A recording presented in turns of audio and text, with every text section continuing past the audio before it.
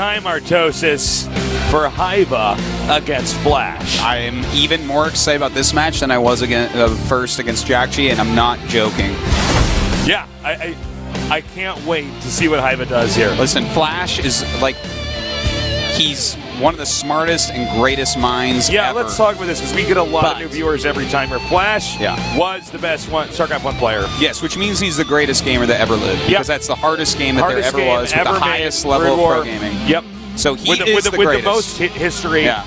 And some guys out there, he's like, well, I don't know. I think that, this Quake guy was better. It's like, no. Listen, this guy is the best video game player that ever lived.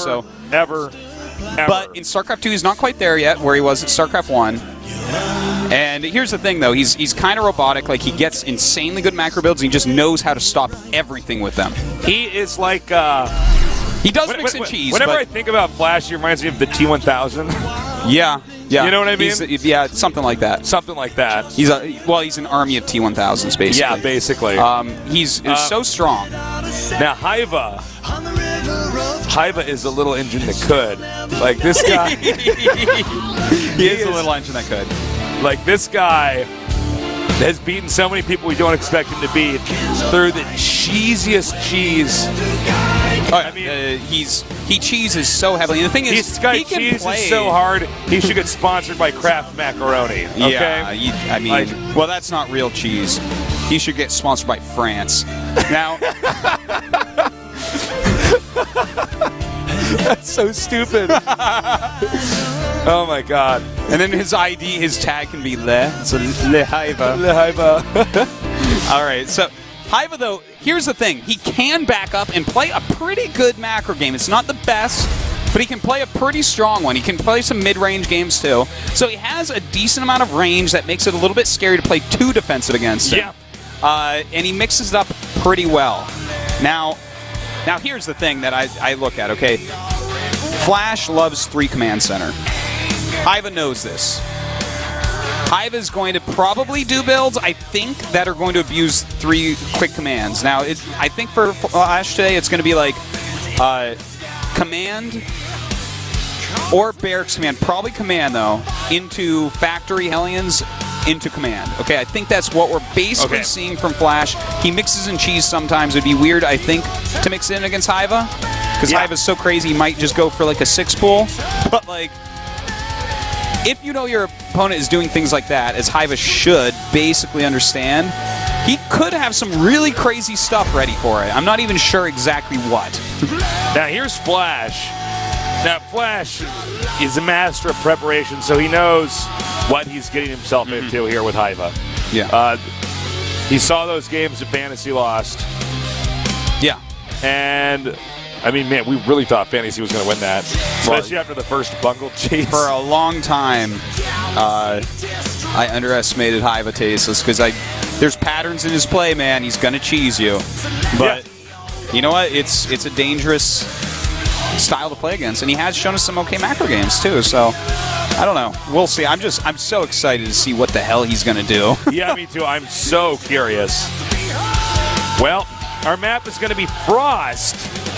This is one of our newer maps, which means the cheese on here can be a little bit unpredictable, especially for us here as analysts. We just don't. Yeah. We've not seen enough games on this map to see what the trends are. Nobody has really, but with a Haiba, you know, somebody who cheeses as much as him is so good at utilizing every corner of the map, every valley, every tree, every rock, every tree, every rock. Probably remake all the maps in the map editor himself. Yeah. Now probably can paint a flawless Mona Lisa. Probably. Yeah. He's a talented man. He is. He's a lot of skill in him. A lot of skill. Yeah. Flash, though, perfect human. Oh, I thought we were talking about Flash. I'm sorry. That's why I was confused at first. Haiba would finger paint. He would, but it would look really good. It would sell for a bunch of money. Haiba would do character art in the mall. Yeah. No, Haiba's good. It's just that it's hard to actually, going up against somebody like Flash to actually outmaneuver him. They only gave an 85 to Haiba and cheese. No one better have a better cheese than that. Well, here we go, Tasteless. The map is going to be Frost. look at Hiva. He's like cracking his neck. He's like, it's time to crack more than just my neck. It's time to crack Flash's neck as well. All right, the map is now loading up.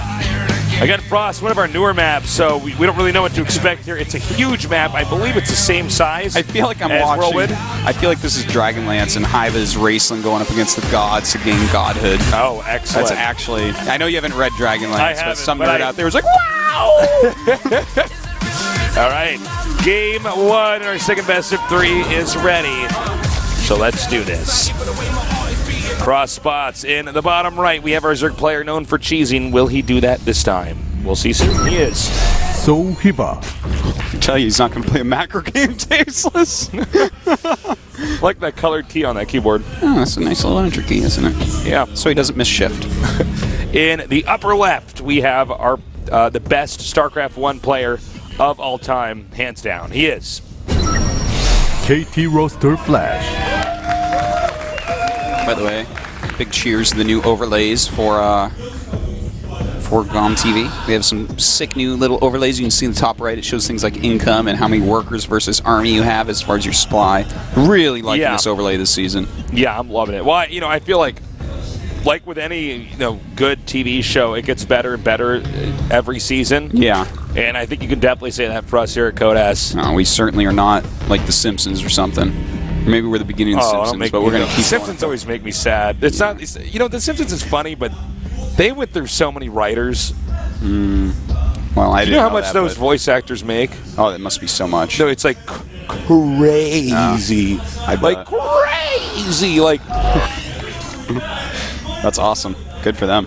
Like that guy that does Homer's voice, he does like a few of the other voices. He probably has like a floating castle in Dubai. Well, that's probably where you'd have a floating castle, right?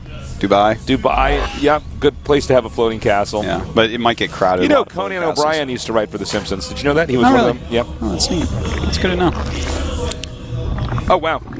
Very almost even playtime here for both these guys historically. WCS matches, 18 minutes. I didn't catch the seconds there, but it was on the screen. I bet Hiva had less seconds than Flash. By a little bit. We do see it is a command center first, and there's the single gas, so I think it's going to be exactly what I was saying. Right into Hellions and right into a third command, most likely. Anything else would feel weird for Flash, but again, when we talk about his strong macro play and how great of a player he is in that regard, he is a player that mixes in cheese too. He will every now and then double proxy racks. He will every now and then do a technical all-in. Sure. You can't just pin him down to one thing, but for a big portion of it you can, which makes his cheeses even more deadly when they do pop out. Expansion hatch finishes.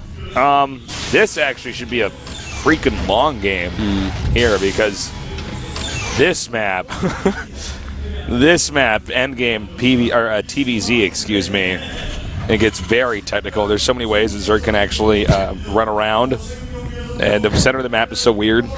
Look how quick this bunker is. Oh, yeah, look at that. That's a fast bunker, guys. That is a really, really fast bunker. Flash is not screwing around here. Well, at least Flash knows what he's up against. Yeah, I know. He's completely aware. And the sign of a guy that's prepared. Hiva's getting, well, that's a very fast 2 gas. If it was 1 gas, it'd be like, all right, I mean, he's going for pretty quick speed, but that's pretty fast overall. And he's going up to 4 queens, so it doesn't necessarily mean something crazy, right? Yeah. With 4 queens out, it could just be he wants to tech up quickly and get some creep going, have the queens with some extra defense.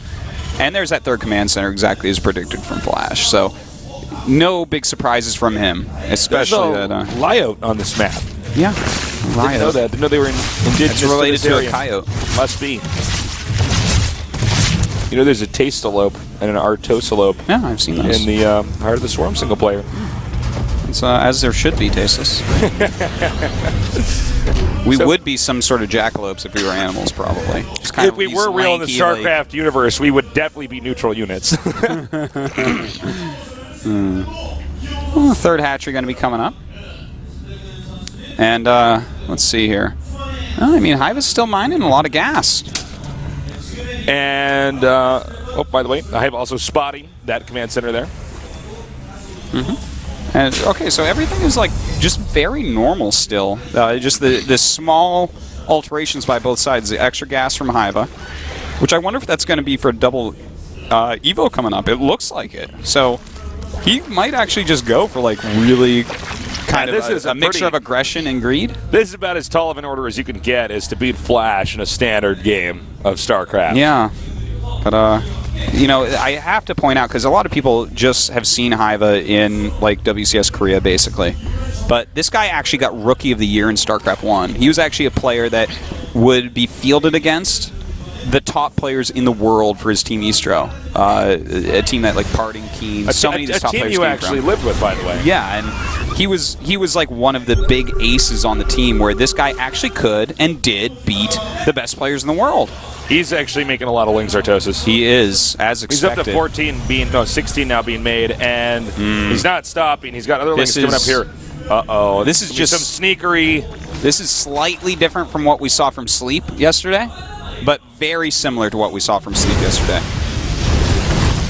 Okay. He's hit these Lings running around. Now he's going to edge forward a little bit here. By the way, Flash is actually landing at the third, which is, for me, I'm surprised that he would do that against Haiba. But well, is he going to be able to hold this? Because his Hellions think they're watching.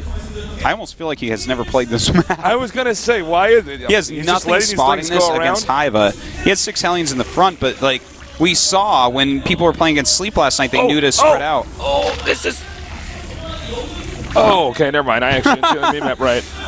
That's 26 Banes, man. This could be a victory for Haiba, that's for sure. It's basically too late for him to this is like the only thing he doesn't have already. Bigger, more badass version of what Sleep did. Now, those couple Banelings going to keep the Hellions back a bit. While these Banelings break through, now the SCV's trying to get away. And away they cannot get. The wall now coming up here. Ling's also coming up from behind.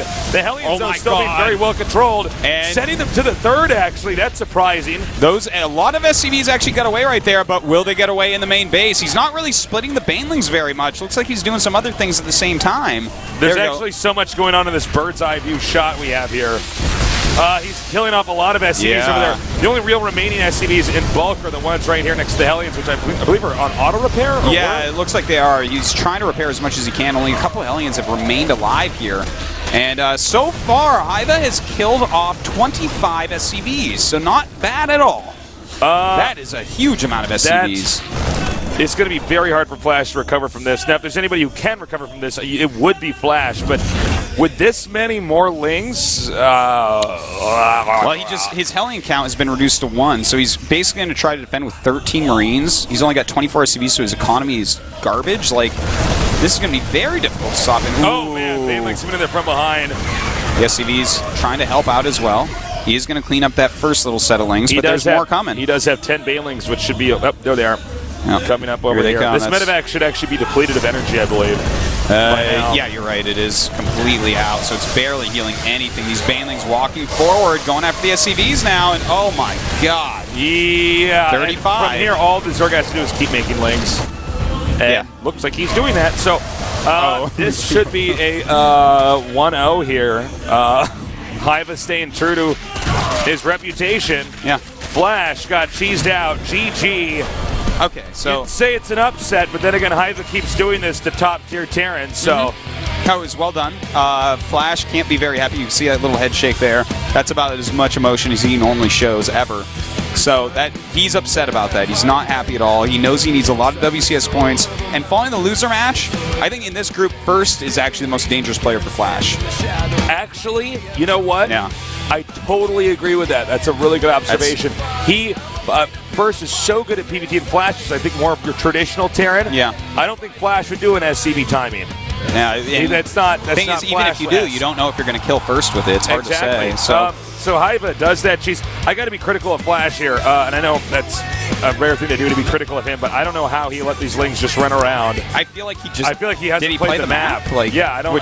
That doesn't make any sense. He should have played the map. I would hope so, but I mean, maybe because there was already creep going in that direction, he didn't want to commit any Hellions over there because he knew Haiba might have a bunch of Lings and run out. But this is like not an uncommon strategy. We've seen it more and more and more. You can actually take just one Hellion and put it over there. Yeah, anything. Something. Have an SCV on a watchtower, like anything. You're playing against Haiba. You've got to bunker that quickly. You know what this man is capable of. Well, Flash has exactly two chances here that he has to win. I'm messing up this cool metaphor I'm trying to make. Yeah. Flash has to win the next two good games here or he's dead. Right now, Haiba, though, looking very scary. He is. Game number 2 here in our second best of 3 is ready. So let's go ahead and go into this and see if Haiba is going to close this out or Flash is going to bring us to the third game here in the round of 32 of the GSL.